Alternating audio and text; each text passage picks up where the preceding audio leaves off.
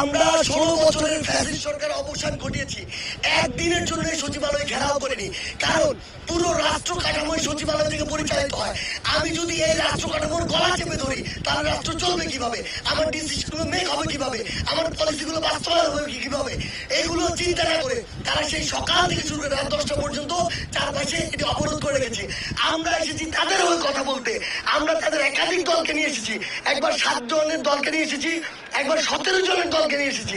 তারা আমাদের সাথেই ছিল, কিন্তু তাদেরকে যখন আমরা বলেছি, তাদের অধিকাংশ দাবি মেনে নিয়েছি এবং বলেছি যে এই অভ্যুত্থানের এখনো 20 দিন হয়নি, আপনারা যদি আপনাদের এই দাবিগুলো জানান সমস্যা নেই, এই দাবিগুলো রাষ্ট্রের অবস্থা স্থিতিশীল হওয়ার পরে জানান, অবশ্যই দাবি নিয়ে কথা হবে।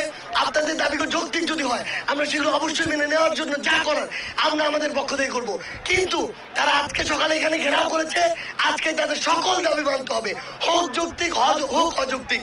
তাদের প্রতিনিধি দল যখন আমাদের সাথে একাত্মতা ঘোষণা করেছে, ওইখান থেকে কিছু উস্কানিদাতা, আমরা মনে করি তারা ওই পরাজিত শকুন, যেই শকুনরা রাষ্ট্রের স্থিতিশীলতা চায় না, যেই শকুনরা চায় রাষ্ট্র আবার ওই ফ্যাসিস্টদের হাতে যাক, তারা ওইখান থেকে উস্কানি দিয়ে আমরা যারা আমাদের সাথে একাত্মতা ঘোষণা করেছে তারা তাদেরকে বর্জন করেছে এবং বাকি যারা ছিল সকলকে উস্কানি দিয়েছে।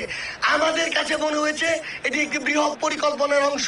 তারা এক এক সময় এক একবার বিভিন্ন পরিকল্পনা করেছে, ছাত্র জনতা প্রত্যেকবার রুখে দিয়েছে। আজকে তারা এখানে মাননীয় প্রধান উপদেষ্টা থেকে শুরু করে মাননীয় যত উপদেষ্টা ছিল, কিংবা এই সচিবালয়ের পুরো রাষ্ট্র কাঠামোর আমলাতন্ত্রের যতজন কর্মকর্তা কর্মচারী ছিল, সবাইকে আটকে রেখেছে। যদি আটকে রাখা হয় তাহলে এই রাষ্ট্র কাঠামো ফাংশন করবে কিভাবে?